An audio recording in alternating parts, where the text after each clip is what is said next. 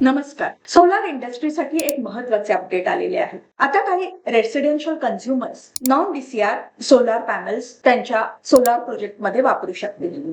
मात्र हे सर्वांसाठी ऍप्लिकेबल नाही. जर तुम्ही पीएम सूर्यघर मुफ्त बिजली योजना या योजनेअंतर्गत सोलार प्रोजेक्ट लावत असाल आणि सबसिडीचा ऑप्शन न घेता गिव्ह इट अप हा ऑप्शन निवडत असाल तरच तुम्हाला नॉन डीसीआर पॅनल्स लावण्याची परवानगी मिळू शकते. याचाच अर्थ ही परवानगी मिळण्यासाठी तुमचा प्रोजेक्ट हा रेसिडेन्शियल सोलार प्रोजेक्ट असावा. दुसरी गोष्ट नेट मीटरिंग असणं आवश्यक आहे. तिसरी गोष्ट पीएम सूर्यघर या नॅशनल पोर्टल वरून अर्ज केलेला असावा. गिव्ह इट अप हा पर्याय निवडलेला असावा. ही सवलत फक्त 31 मार्च 2027 पर्यंतच आहे. सबसिडी मिळवणाऱ्या ग्राहकांना किंवा सबसिडीसाठी अप्लाय करणाऱ्या ग्राहकांना नॉन डीसीआर पॅनल्स लावता येणार नाही. तसेच कमर्शियल, इंडस्ट्रीयल आणि सोसायटी प्रोजेक्ट्सलाही ही सवलत लागू नाही. त्यामुळे सबसिडी घ्यायची की नॉन डीसीआर पॅनल्स लावायचे याचा निर्णय घेण्यासाठी MNREचं हे सर्क्युलर नक्की नीट अभ्यासा. कारण योग्य माहिती योग्य निर्णय म्हणजेच मॅक्सिमम सोलार सेव्हिंग्ज. आणि अशाच प्रकारच्या अपडेटसाठी आमच्या चॅनलला सबस्क्राईब करा.